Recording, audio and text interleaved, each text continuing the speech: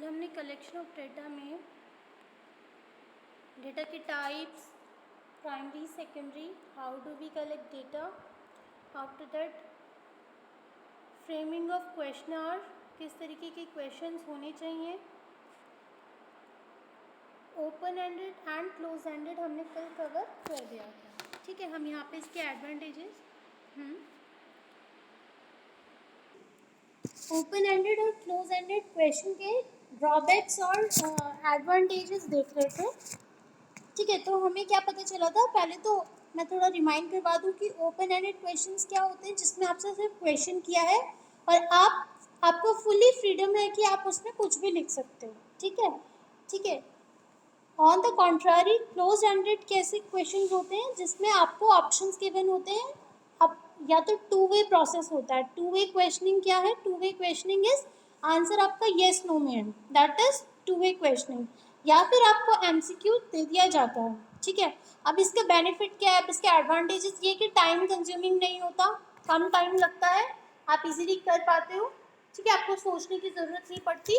लेकिन इसका वही ड्रॉबैक क्या है कि आपकी जो इन्फॉर्मेशन आप प्रोवाइड करवा रहे हो वो ज़रूरी नहीं है एक्यूरेट हो, क्योंकि आपको लिमिट कर दिया गया है, ऑप्शन देकर आपको लिमिट कर दिया गया। तो इसमें ज़रूरी नहीं कि आपको एक्यूरेट आंसर्स मिल जाए। Now mode of data collection, data collect करने के क्या क्या मोड हैं। Have you ever come across a television show in which reporters ask questions from children, housewives or general public regarding their examination performance or a brand of soap or a political party? The purpose of asking question is to do a survey for collection of data. There are three basic ways of collecting data: personal interview, mailing, questionnaire survey and telephone interviews. ठीक है, आपने कई बार TV में देखा होगा, बड़े बड़े actress हो, पॉलिटिशियंस हो या बिग पर्सनालिटीज हो, इन सब के इंटरव्यूज होते हैं। ठीक है, सिर्फ इन्हीं के नहीं होते, जब कभी बच्चों के बोर्ड एग्जाम्स होते हैं तो अक्सर आपने देखा होगा रिपोर्टर्स बच्चों से पूछते हैं आपका एग्जाम कैसे रहा। अभी हाल ही में एनडीए के एग्जाम हुए थे तो अक्सर बच्चों से पूछा जाता है कि इस बार जेई का एग्जाम कैसा है, एनडीए का आपका कैसे गया। तो ये जो पूछने का तरीका है, तो बच्चे क्या बताते हैं, कुछ बोलते इस साल बहुत टफ आया था, इस साल बहुत इजी है, बोर्ड के एग्जाम्स बहुत अच्छे आए, क्वेश्चन पेपर इजी था। तो ये क्या है, आपका ये इस तरीके से जो इंटरव्यूअर है, पूछने वाला है, वो आपका सर्वे कर रहा है। ठीक है, इससे एक सर्वेयर को आइडिया मिल जाता है कि हाँ, जिस भी चीज़ के बारे में वो जानना चाह रहा है, तो अगर मोस्ट ऑफ द बच्चों का एक ही रिप्लाई आता है तो इट मीन्स उसी को कंफ्यूजन में उसी को माना जाता है कि हाँ, अगर मैं एक एग्जाम्पल के लिए भी क्वेश्चन पेपर की बात कर रही थी कि कैसा गया, तो अगर ज़्यादातर बच्चे बोलते हैं कि इजी आया था तो इट मीन्स इजी था, और ज़्यादातर बच्चे बोलेंगे अगर टफ आया था तो वो ओवरऑल एवरेज में आप क्या मानोगे, पेपर टफ था। तो इस तरीके से इंटरव्यू किए जाते हैं। अब इंटरव्यू लेने के 3 मेथड्स बताए हैं। ठीक है, वो 3 मेथड्स क्या हैं? First is personal interview, second mailing questionnaire and third is telephonic interview. तो पहले हम पढ़ते हैं पर्सनल इंटरव्यू। जैसे कि आपको इसके वर्ड से ही समझ आ रहा होगा, पर्सनल मतलब कोई इंसान आपके सामने खड़ा है और आप उससे डायरेक्ट क्वेश्चन आंसर कर रहे हो, तो that is personal interview. This method is used when the researcher has access to all the members. The researcher investigator conduct face-to-face interview with the respondent. तो आप respondent से किस तरीके से इंटरव्यू करते हो? face-to-face interview। ठीक है, उसका आपके सामने होना जरूरी है। Personal interview are preferred due to various reasons. Personal contact is made between the respondent and the interviewer. The interviewer has the opportunity of explaining the study and answering the queries of respondent. The interview can request the respondent to expand on answers that are particularly important. Misinterpretation and misunderstanding can be avoided. Watching the reactions of the respondent can provide supplementary information. यहाँ इसकी पूरी जो भी personal interview के advantages हैं इस para में explain कर दिए गए हैं। ये आपको क्वेश्चन में भी पूछा जाता है, what are the advantages and what are the disadvantages of personal interview. तो first thing is personal interview में सबसे इंपॉर्टेंट चीज़ क्या है? इंटरव्यूअर और इंटरव्यूई का जो आपसे क्वेश्चन करता है वो कहलाता है इंटरव्यूअर, और जो आंसर देता है वो इंटरव्यूई। ठीक है। तो इंटरव्यूअर और इंटरव्यूई का आपस में आमने सामने फेस टू फेस इंटरव्यू होना ज़रूरी है, तो उसके लिए फेस टू फेस उनका बैठना ज़रूरी है। अब इसका बेनिफिट क्या है? एक तो अगर आपको कोई फॉर्म में दे दिया जाए क्वेश्चंस कि आप इसके आंसर्स लिख के आ जाना, ठीक है, तो उसमें क्या है, आपके मन में जो भी आंसर आ रहा है आप वो लिख सकते हो और आप इंटरव्यू को सबमिट करा दोगे, ठीक है। लेकिन जब आप क्वेश्चन पूछ रहे हो और आगे फेस टू फेस कन्वर्सेशन हो रही है और वो आंसर दे रहा है, तो इसमें अगर आप उस इंटरव्यूई के अकॉर्डिंग अगर आप उसके आंसर से सेटिस्फाइड नहीं हो, तो आप उसको टोक के बोल सकते हो ना, आप उसको आगे बोल सकते हो कि नहीं, आप थोड़ा इसको, आप जो कहना चाह रहे हो वो मुझे समझ नहीं आ रहा, आप प्लीज एक्सप्लेन कर सकते हो, तो वो अपनी बात एक्सप्लेन करेगा, ठीक है।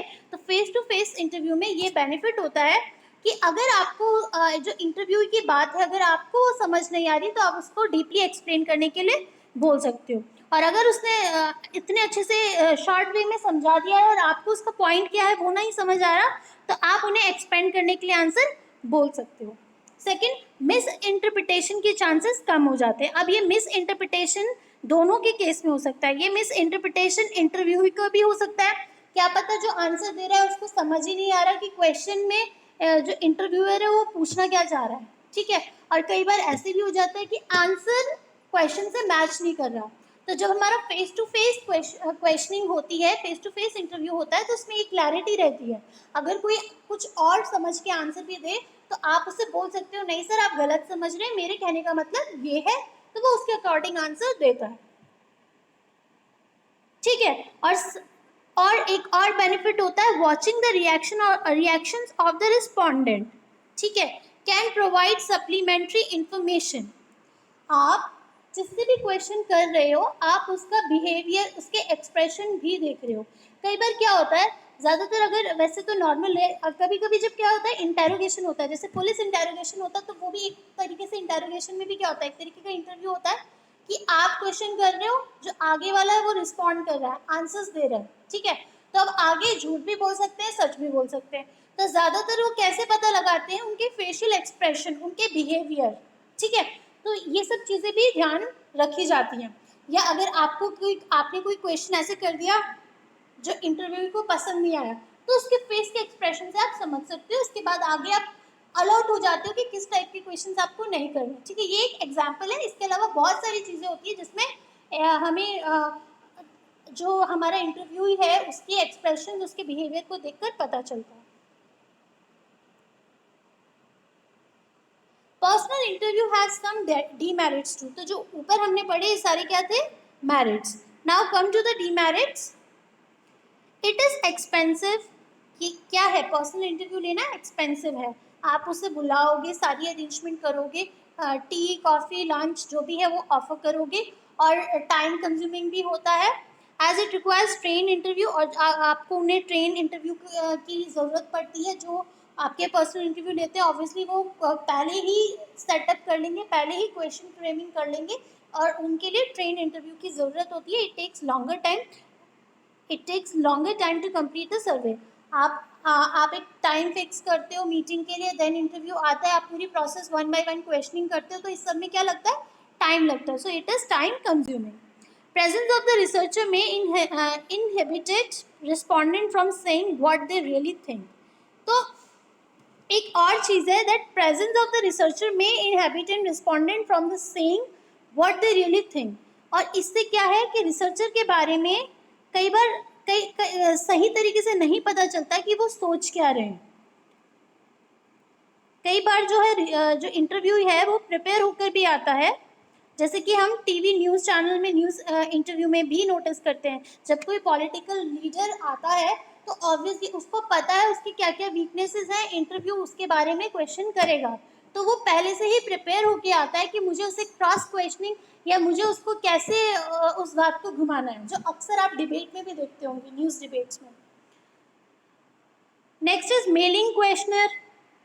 अब ये क्वेश्चनर क्या है, जो फेस टू फेस पर्सनल था उसमें आपके फेस टू फेस हो रहा है। मेलिंग क्वेश्चनर में वही क्वेश्चन पैटर्न है, वही पूरा फॉर्मेट है, एक लिस्ट में पूरे सभी क्वेश्चंस लिख दिए गए हैं और उसको मेल कर दिया गया है, ठीक है। आप इंटरव्यू ले रहे हो किसके थ्रू, मेलिंग के through. When the data in a survey are collected by mail, The questionnaire is sent to each individual by mail with a request to complete and return it by a given date. ठीक है, जैसे कि जब हम Google forms में questions देते हैं, ठीक है, हम टेस्ट लेते हैं गूगल फॉर्म्स में और ऑनलाइन आपको वो भेज दिया जाता है, ठीक है, तो मैं आपके सामने नहीं बैठी हूँ लेकिन आप टेस्ट दे रहे हो, तो इस तरीके को क्या बोलते हैं, थ्रू मेलिंग क्वेश्चनर। मैं आपको क्वेश्चंस की बात कर रही थी, तो क्वेश्चनर में हम, जैसे मैंने आपको क्वेश्चन दिया गूगल फॉर्म्स के थ्रू या आजकल जो हम ऑनलाइन के थ्रू करवा रहे हैं, तो इसमें क्या है, वो मेरा आपको ऑनलाइन क्वेश्चन भेजना, आपका एक एक रिस्पॉन्स आपका देखना और वो आपको मुझे लिंक के थ्रू वापस सबमिट करना, दैट इज मेलिंग क्वेश्चनर।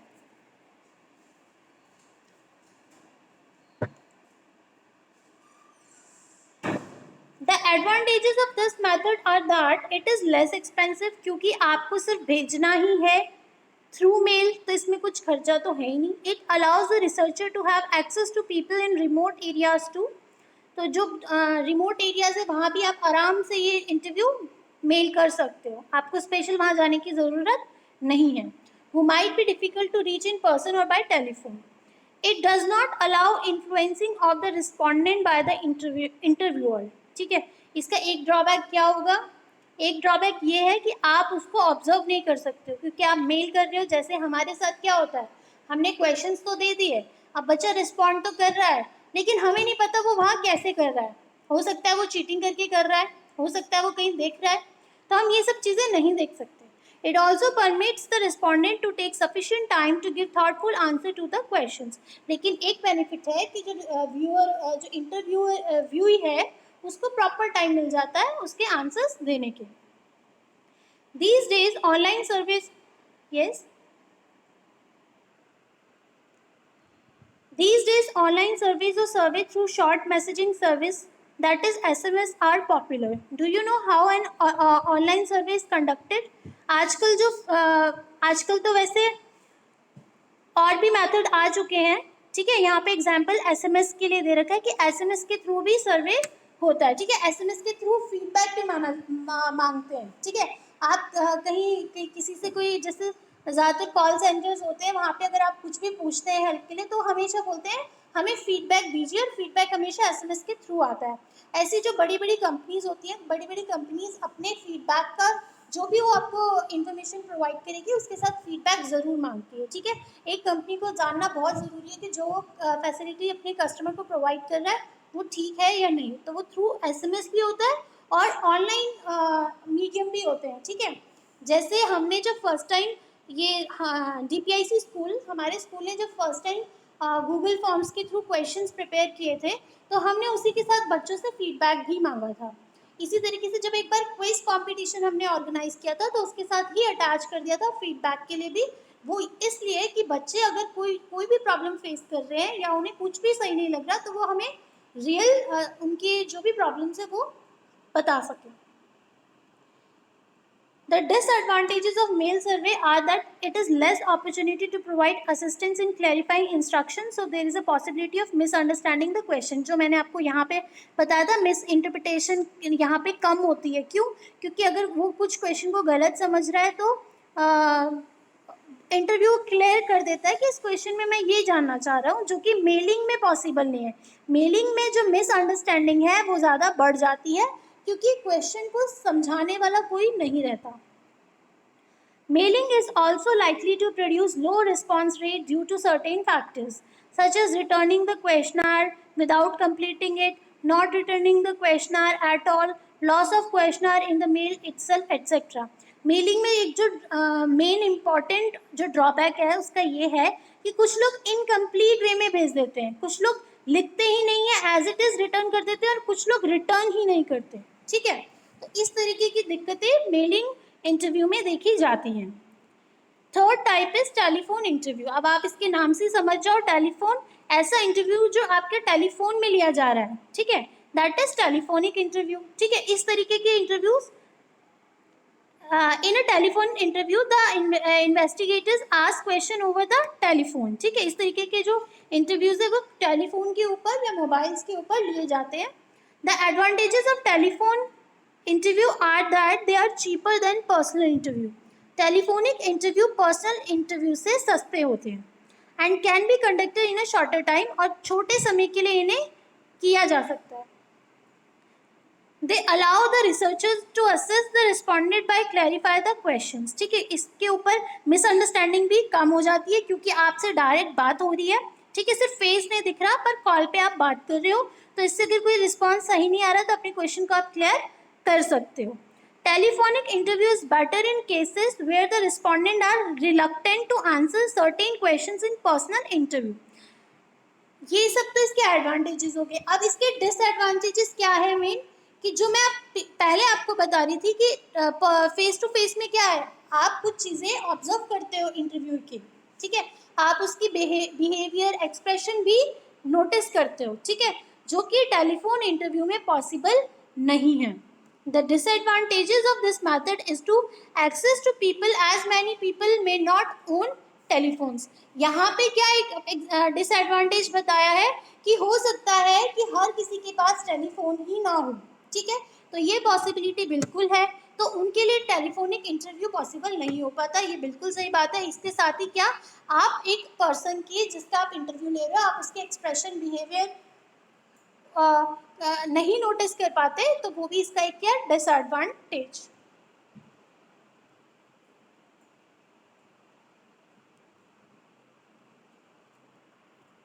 ठीक है, कल हम सर्वे के बारे में पढ़ेंगे.